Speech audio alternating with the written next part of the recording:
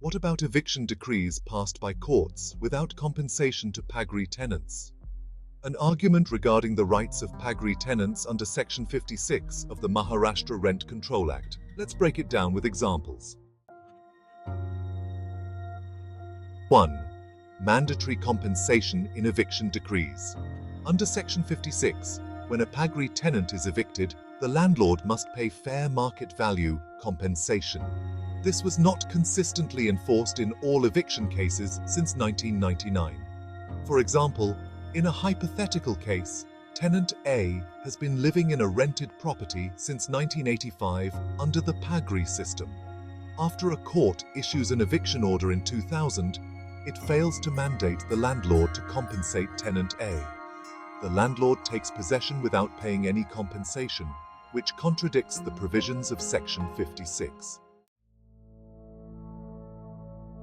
2.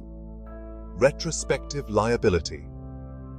If landlords have not paid compensation since 1999, they should be held accountable retrospectively. This means that even if the eviction decree did not initially include compensation orders, landlords are still liable to pay.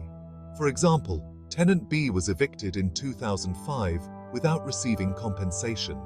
If tenant B can demonstrate that the property's market value was significantly higher than the agreed rent, they can claim compensation equivalent to the market rate from 1999 onwards. Judicial oversight. Courts may have overlooked the mandatory inclusion of compensation clauses in eviction orders. A movement to petition these past orders could address injustices faced by tenants. For example, if a tenant was evicted in 2010 and the court order did not include compensation, a petition could be filed to challenge the order, demanding that the court revise it to comply with Section 56, thus ensuring the tenant receives fair compensation. Broader implications. Setting a precedent. By enforcing compensation for past evictions, you set a legal precedent that reinforces tenant rights. This could deter landlords from neglecting their financial obligations to tenants in future eviction proceedings. Strengthening tenant movements. Mobilizing tenants around this issue could lead to a broader awareness of their rights.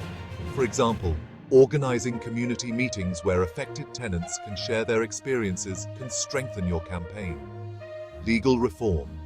Highlighting these issues could lead to calls for legislative reform to amend the Maharashtra Rent Control Act, ensuring that compensation becomes a standard requirement in eviction proceedings moving forward. Conclusion. In summary, your argument could be structured to advocate for the enforcement of tenant rights under Section 56, emphasizing the need for fair market value compensation in eviction cases.